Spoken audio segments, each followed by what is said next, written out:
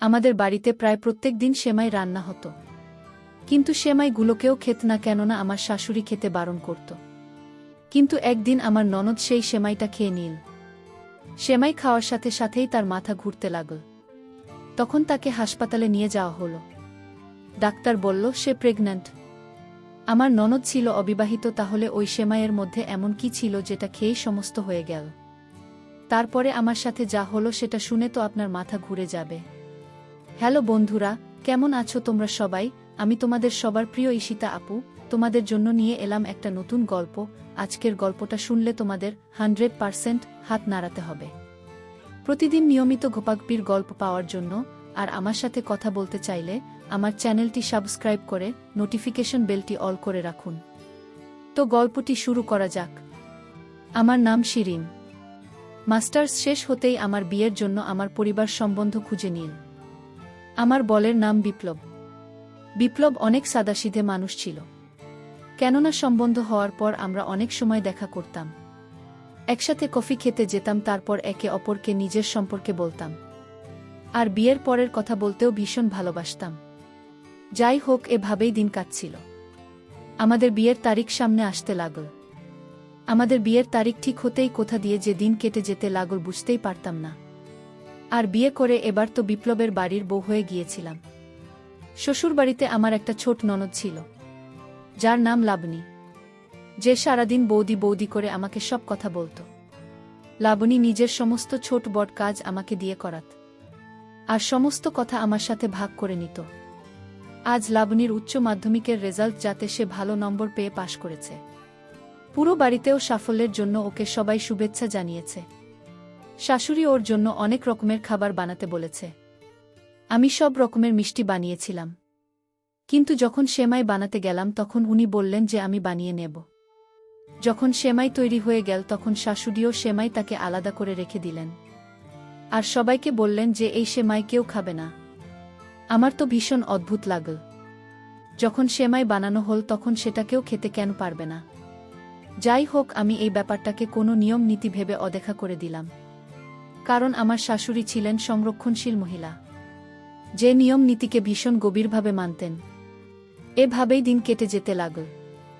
একদিন যখন আমি আমার ঘরে বসেছিলাম তখন বিপ্লবের ফোন আসলো।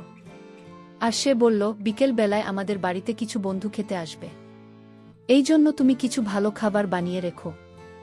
আমি বিপ্লবকে বললাম কি জন্য তারা আসছে। তখন বিপ্লব বলল, আসলে আমার প্রমোশন হয়েছে, এই জন্য আমি আমার বন্ধুদেরকে পার্টি দিতে চাইছি। কিন্তু আমি ভাবলাম যে বাইরে হোটেলে যাওয়ার বদলে তাদেরকে ঘরে ডেকে নিই, কারণ তুমি এত ভালো ভালো খাবার বানাও যে বাইরে যাওয়ার প্রয়োজনই হবে না। এরপর ফোন রেখে দিয়ে আমি খাবারের আয়োজন করতে লাগলাম। আমি রান্নাঘরে যাবার সাথে সাথে পাড়া থেকে আমার শাশুড়ি চলে আসলো, আর আমাকে জিজ্ঞাসা করল, বোমা আছে, তুমি এত তাড়াতাড়ি খাবার বানাচ্ছেন? তখন আমি বললাম, মা, আজ বিপ্লবের কিছু বন্ধু ঘরে আসবে, আসলে প্রমোশন হয়েছে, সেজন্য সে নিজের বন্ধুদের পার্টি দিতে চাইছে। আমার শাশুড়ি বললেন, আচ্ছা ঠিক আছে, তুমি খাবার বানিয়ে নাও। আমি বললাম, মা কি বানায়? কারণ আমি তো বিপ্লবকে জিজ্ঞাসা করি যখনই আমি খাবার বানাই, কেননা আমার সবসময় এটাই অভ্যাস হয়ে এসেছে যে আমি বাড়িতে যারা বড় তাদেরকে জিজ্ঞাসা করেনি যে খাবার কি বানাব। প্রায় আমি যখন আমার বাবার বাড়িতেও কিছু বানাতাম তখন মা আর বাবাকে অবশ্যই জিজ্ঞাসা করে নিতাম, আর এই জন্যই এখানে আমি আপনাকে জিজ্ঞাসা করছি। তখন মা বললেন, বানিয়ে নাও, তোমার যা ঠিক মনে হয় তা বানিয়ে নাও। এবার আমি অনেক রকমের খাবার বানালাম, আর তারপর যখন আমি সেমাই বানানোর জন্য দুধ ফোটাতে গেলাম তখনই আমার শাশুড়ি সেখানে চলে আসেন আর বললেন, দাঁড়াও বোমা, সেমাই আমি বানাবো, তুমি অন্য কাজ করো। আমি বললাম যে না মা, সব কাজ তো হয়ে গেছে, প্রায় শুধুমাত্র সেমাই বানানো বাকি। তখন মা আবার বললেন, বললাম তো আমি বানিয়ে নেব। তখন আমি বললাম ঠিক আছে। আমি এরপর আটা মাখতে লাগলাম। তখনই শাশুড়ি সেমাই বানাতে লাগল, আর তারপর সেটাকে আলাদা বাসনে করে রেখে দিল। আমি বললাম, না, আপনি তাকে আলাদা করে রাখলেন কেন? তখন সে বলতে লাগলো, না না, কিছু না, এমনি রেখেছি, যখন এটা ঠান্ডা হয়ে যাবে তখন আমরা এটাকে পরিবেশন করব। আমি বললাম ঠিক আছে। কিছুক্ষণ পরে বিপ্লব আর তার বন্ধুরা ঘরে চলে আসলো। তাদেরকে চা আর মুখরোচক খাবার দিয়ে কিছুক্ষণ আমি কথা বললাম। তখন তার বন্ধুরা হাসতে হাসতে বলতে লাগল, আরে ভাই, খিদে তো আমাদের প্রাণ বেরিয়ে যাবে। খাবার কি বানানো কিছু হয়েছে নাকি নয়? তখনই বিপ্লব বলতে লাগল, হ্যাঁ ভাই, শিরিন এক্ষুনি খাবার পরিবেশন করবে। এবার তো আমারও ভীষণ খিদে পেয়েছিল। তখন সবাই খাবার টেবিলে চলে আসলো, আর আমি আস্তে আস্তে এক এক করে সমস্ত খাবার টেবিলে আনতে লাগলাম। আর যখন টেবিলে আমি সেমাই নিয়ে যেতে লাগলাম, শাশুড়ি মা আমার হাত ধরে বলল, সেটা নিয়ে যেও না। তখনই আমি জিজ্ঞাসা করলাম, কেন, সেমাই কেন নিয়ে যাব না? তখনই সে বলতে লাগলো যে আমি একবার বলে দিয়েছি তো যে নিয়ে যাবে না। আমি ভাবলাম আর তর্ক করে লাভ নেই, এই জন্য বললাম আচ্ছা ঠিক আছে। এবার যা কিছু বাকি ব্যঞ্জন বানিয়েছিলাম সেই সমস্ত কিছু ওদেরকে পরিবেশন করলাম। সব লোকেরা ভরপেট খাবার খেল। এবার তো ওর বন্ধুরা খাবারের অনেক প্রশংসা করল। আমার ভীষণ আনন্দ লাগল যে শেষমেশ আমার মেহনত রং নিয়ে এসেছে, কেননা আমি খাবার বানানোর জন্য অনেক পরিশ্রম করেছি। সব লোকেদের খাবার এত পছন্দ হলো যে আমার শুনে ভীষণ সন্তুষ্টি হলো। যাই হোক, ওরা খাবার খেয়ে চলে গেল, আর আমরাও যে যার ঘরে চলে গেলাম।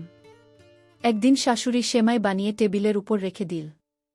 তখনই পাড়া থেকে একজন কাকিমা আসলো, শাশুড়ি মাতার সাথে কথা বলতে শুরু করল।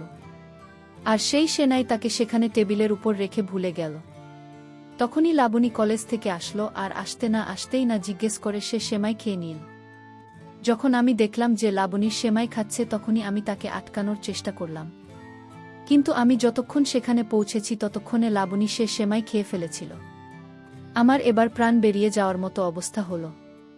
এবার জানি না মা কি ব্যবহার করবে। আমি লাবণীকে বললাম যে, এটা তুমি কি করলে?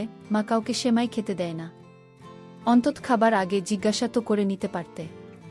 তখনই লাবণী বলতে লাগল, বৌদি, আমার এত জোরে খিদে পেয়েছিল যে আমি ভাবলাম তুমি বানিয়ে এখানে রেখে দিয়েছ। আর এমনিতেও সেমাই যখন তৈরি হয়েছে তখন খাবার জন্য তৈরি হয়েছে, মা কেন শুধু শুধু বলবে? তখনই আমি বললাম, আজকের আগে তুমি কখনো সেমাই খেয়েছ? আজকে তুমি ব্যাপারটা জানতে পারলে এমন তো না। মা তো কখনোই সেমাই খেতে দেয় না, আর এর পিছনে নিশ্চয়ই কোনো না কোনো কারণ হবে, আর সেজন্যই সে বাড়ানো করে। সেই সময় মা চলে আসলো সেখানে। সে কিছু বলতো তার আগে লাবণীর মাথা ঘুরতে শুরু করল, আর সে অজ্ঞান হয়ে পড়ে গেল। এবার তো আমি পুরোপুরি ঘাবড়ে গেলাম। আমার তো মনের ভেতর এই ভয়টাই ছিল যে এই সেমাই খেয়ে ওর কিছু হয়েছে। এবার তাড়াতাড়ি তাকে হাসপাতালে নিয়ে যাওয়া হলো। ওখানে ডাক্তার তার চিকিৎসা করল। যখন রিপোর্ট আসলো তখন রিপোর্ট দেখে আমাদের পায়ের তলা থেকে মাটি সরে গেল। ডাক্তার বলল, লাবণী মা হতে চলেছে।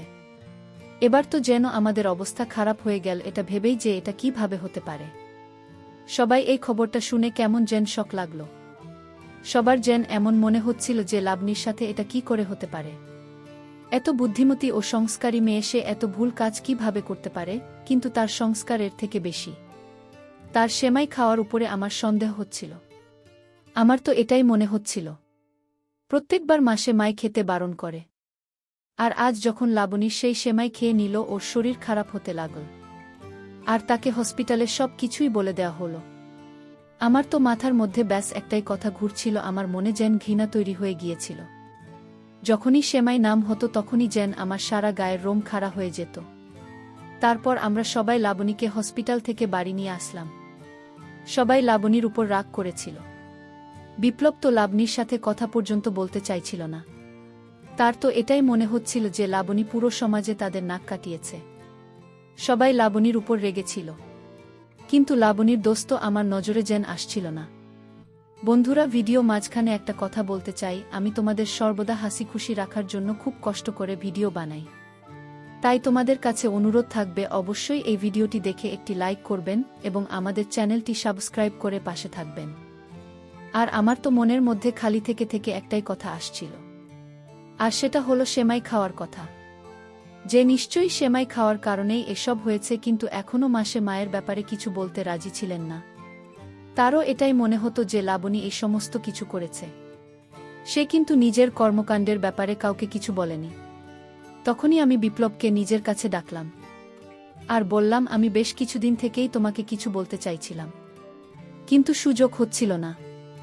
তখন বিপ্লব বলল, কি হয়েছে? আমি বললাম যে কিছুদিন আগে যখনই আমি সেমাই বানানোর জন্য চেষ্টা করতাম তখন মা আমাকে বানাতেই দিত না, আর নিজের সেমাই বানাত। আর যখন তোমার বন্ধুরা ঘরে আসলো ওই দিন নিজেই সেমাই বানিয়েছিল। সেটা একটা আলাদা বাসনে করে আলাদা রেখে দিয়েছিল। আর এখন তো সে রোজ সেমাই বানায়, কিন্তু কাউকে খেতে দেয় না। আর আজ যখন সে টেবিলের উপর সেমাই রেখে ভুলে গেছে তখনই লাবণী এসেই সেমাই খেয়ে নিয়েছে। আর তারপর থেকেই তার সাথে এই সমস্ত ঘটনা ঘটে গেছে। কিন্তু বিপ্লব স্বামীর কথা শুনে হাসতে লাগল আর বলল, সেমাই খেলে আবার এমনটা হয় নাকি? তুমি কি লাবণীর ভুলটাকে চাপা দেওয়ার চেষ্টা করছো? বিপ্লব এবার আমার উপরে রেগে গেল, কেউ আমার কথা বুঝতেই চাইছিল না।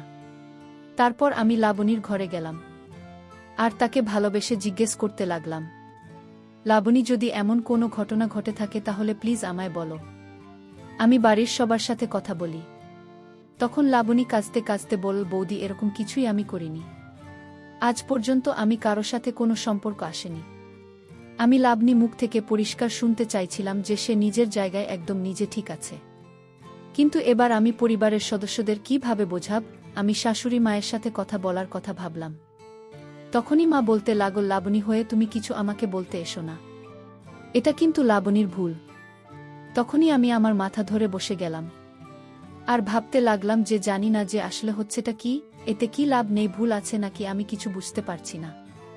তখনই হঠাৎ করে ডাক্তারের ফোন আসলো আর সে বলল, আপনার বাড়িতে কোনো লাবণী নামের মেয়ের রিপোর্ট বদলে গিয়েছে। আমি কিছু বুঝতে পারছিলাম না। আমি মা আর বিপ্লবকে ডেকে নিলাম। আমি তারপরে ডাক্তারকে ঘুরিয়ে আবার জিজ্ঞেস করলাম যে সমস্ত কি হচ্ছে। তখন ডাক্তার বললেন, আপনারা হাসপাতালে আসুন, সব কিছু জেনে যাবেন।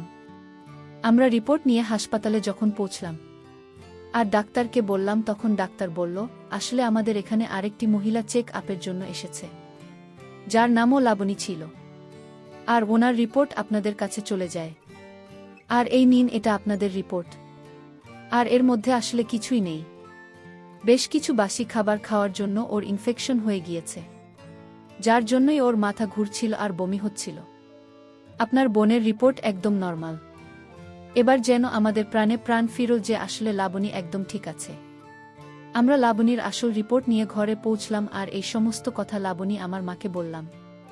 লাবণী আমাকে জড়িয়ে ধরল আর তার চোখ দিয়ে জল পড়ছিল। সে বলতে লাগলো, তোমাদের আমার উপর বিশ্বাস করা উচিত ছিল। আমি বলেছিলাম যে আমি এরকম কিছুই করিনি, কিন্তু কেউ আমার কথা মানেনি। আমি তখন বললাম, এবার তো আর কোনো ব্যাপার নেই সেরকম। কিন্তু আমার মাথার মধ্যে শুধু এটাই চলছিল যে বাসি 28 এমআই এটা কি করে হতে পারে?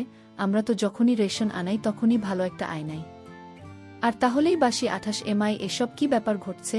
তখনই যখন সেখানে সবাই দাঁড়িয়েছিল, আমি শাশুড়ি মাকে ভীষণ কঠিনভাবে জিজ্ঞেস করলাম যে মা, আসলে এসব কি চলছে?